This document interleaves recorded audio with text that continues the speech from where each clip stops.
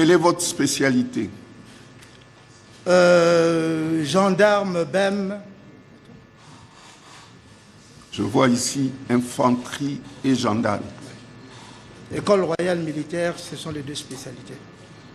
Plus l'université de Liège pour la licence en criminologie.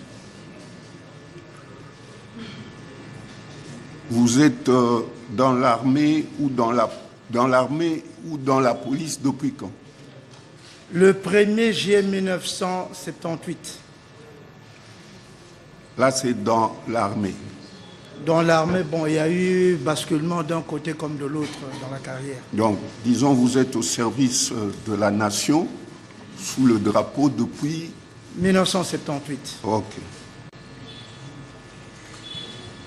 Vous avez fait le CIUC. École royale militaire en Belgique. Vous connaissez votre numéro matricule? Non, votre honneur, c'est trop long. Je vais le lire et vous allez réagir. 11 959 20, c'est-à-dire 00 31 747. Affirmatif, votre honneur. Vous étiez vice-gouverneur du Nord Kivu. Affirmatif, votre honneur. Vous êtes catholique. Affirmatif. Vous résidez où? Quartier officier Kankokolo. Chez vous, c'est Bandalungwa ou Gombe? On dit Gombe, généralement, c'est tout ce qui se trouve avant l'avenue. Pardon? Un commandement, c'est Gombe.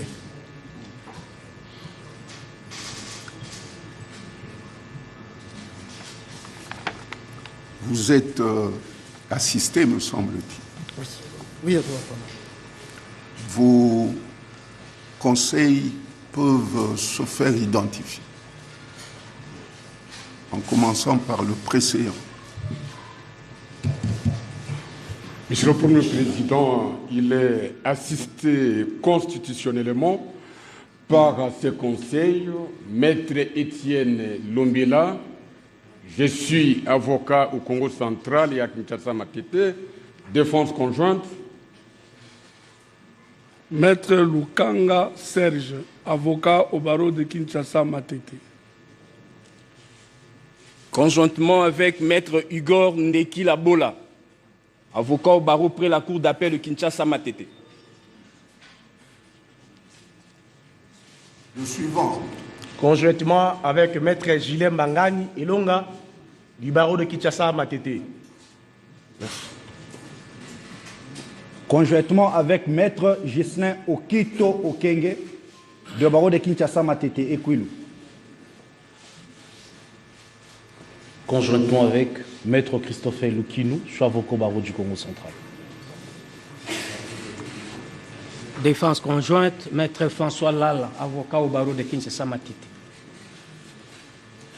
Conjointement avec Maître Michael Kalumwa Nikantola, avocat au barreau de Kinshasa Matete.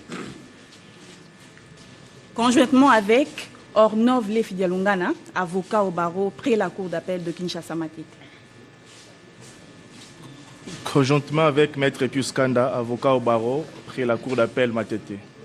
Parlez fort, monsieur l'avocat. Conjointement avec Maître Endurance Otokoye. Comme je l'ai dit à votre co-prévenu, tout à l'heure, la greffière va procéder à la lecture de prévention retenue à votre charge. Donc vous pouvez vous asseoir en attendant.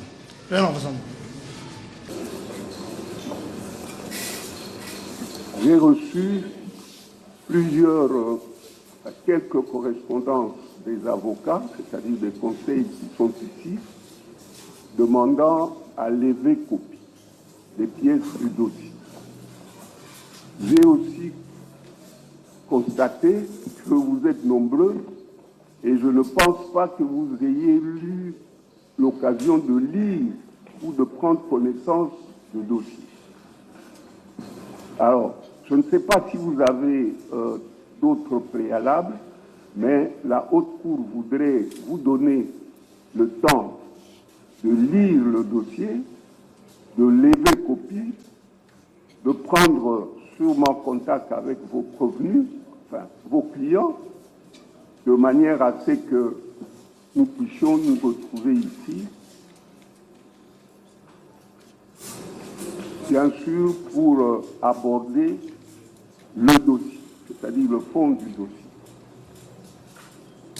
Alors, je ne sais pas si un quelconque conseil a un préalable, à part ce que je viens de poser comme, je dirais, problème. Oui, mais j'ajoute que vous avez aussi dit vous-même que vous alliez vous concerter pour, je dirais, vous éliminer les doublons, si l'on peut dire. Absolument. Voilà, je vous accorde la parole. Bien, merci, Monsieur le Premier Président. Nous intervenons pour le compte de la défense générale Alain Bien. Monsieur le Premier Président, c'est l'observation est à apprécier à la haute cour. Hein. C'est par rapport à la couverture médiatique. Monsieur le Premier Président, le procès, non seulement qu'il est très technique, mais aussi c'est un procès de haute sensibilité. Alors, il y a trop de médias par rapport à la couverture. Nous sollicitons, Monsieur le Premier Président, si à la prochaine audience, il y a lieu de restreindre, sinon d'interdire la couverture médiatique, parce que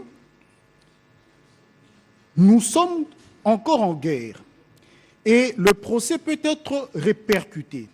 Ça peut déstabiliser les forces qui sont en présence au niveau de front par rapport à certaines allégations ou à certaines informations. C'est vraiment une question à l'appréciation de la haute cour. Donc s'il y a moyen qu'à la prochaine audience, étant donné le degré de la sensibilité de ce procès, que ce procès soit hors couverture médiatique. Maître, je crois que vous avez suivi le ministère public tout à l'heure. Je ne suis pas le ministère public, c'est la préoccupation de la défense. Je ne sais pas relayer... Non, je dis ceci. Oui. Est-ce que vous avez suivi le ministère public? Si vous ne l'avez pas suivi, vous dites non, tout simplement. Non. Ok, ça va. La haute cour est assez sage pour prendre certaines dispositions de manière à ce que ce procès n'ait pas je dirais, des incidences négatives. Voilà.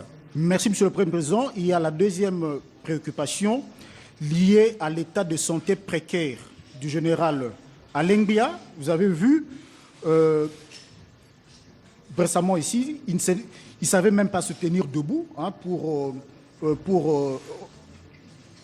répondre aux questions de la Cour. Alors, on se pose la question si à ce stade ici, parce que vous avez déjà commencé par l'instruction avec l'identification des prévenus, si à ce stade, on peut déjà formuler une quelconque liberté provisoire en termes de demande.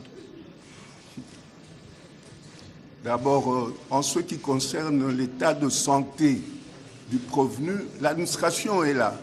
Ce n'est pas parce que vous êtes venu prendre la parole ici que directement nous allons nous embarquer dans cette direction-là. J'ai vu, il a dit qu'il n'était pas en mesure de se tenir debout, qu'il n'a qu'à poser son problème à l'administration pénitentiaire. On va lui donner l'occasion de se faire soigner. Je pense que c'est prématuré de solliciter une liberté provisoire. Je pense que c'est prématuré. Merci. Voilà. Merci, Monsieur le Premier Président de la Haute Cour militaire. La défense, je crois, dans son ensemble, n'a pas eu le temps de lire. La remise s'impose quelque peu.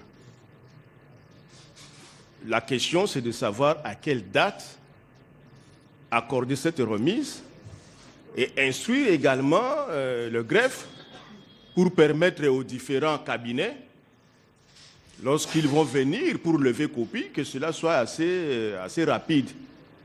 Donc nous sommes d'accord pour la remise. S'agissant de la date, c'est peut-être à ce niveau-là que je m'en remettrai à M. le bâtonnier, qui se trouve dans la salle, pour proposer une date. Non, ce n'est pas le bâtonnier qui doit proposer la date.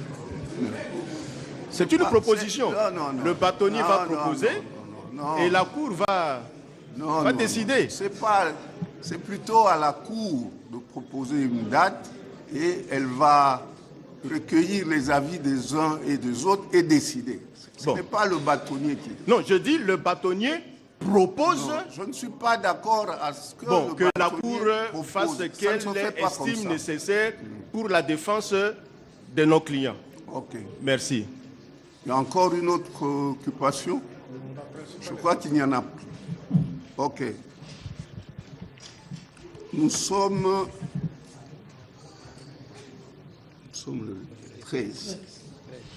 Nous sommes le 13 mars. Et compte tenu du fait que le dossier sera disponible au greffe et que vous êtes nombreux, parce que je me demande comment Madame la greffière va se battre pour satisfaire, je dirais, ce contingent. Mais toujours est-il que nous vous accordons, nous vous proposons que nous puissions nous retrouver le 20 mars.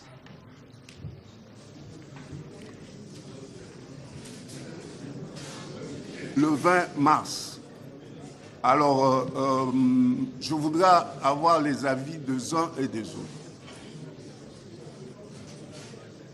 Oui, Monsieur le bâtonnier. Merci, Monsieur le Premier Président. La Cour a constaté qu'il y a quantité d'avocats. Et si elle peut bien accepter de renvoyer cette affaire à 2 semaines, ça permettra à ce que les copies à obtenir ne soient pas cabinet et non par avocat. Si ce n'est pas avocat, ça fera... on ne saura pas y parvenir. Par cabinet, quand un cabinet est satisfait par rapport aux pièces, ça peut continuer à se multiplier dans... Voilà, Monsieur le Premier Président, c'est à 2